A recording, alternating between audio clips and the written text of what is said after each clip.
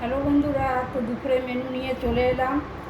তো আজকে শরীরটা ভালো নেই, এই ডাল চালে বসিয়ে দিয়েছি 5 রকম মিক্স ডাল আর চাল দিয়ে এমনি বসিয়ে দিয়েছি। আর এই মধ্যে ফোড়ন দিয়েছি শুকনো লঙ্কা আর জিরে ফোড়ন দিয়েছি। তো এই 5 রকম ডাল যে আছে না বন্ধুরা, ওটা খুব ভালো লাগে খেতে।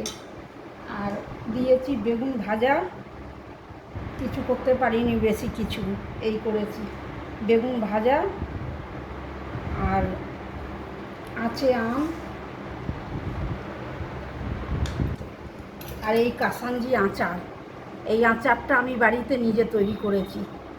কাসানজি আচারটা এটা খুব ভালো লাগে, ডাল দিয়ে হোক, ভাত দিয়ে হোক বা সেদ্ধ আলু ভাত দিয়ে হোক, একটু যদি টক এই কাসানজি আচারটা হয় তাহলে একদম খেতে খুবই ভালো লাগে। আর খিচুড়ি দিয়ে তো লাগেই বন্ধুরা।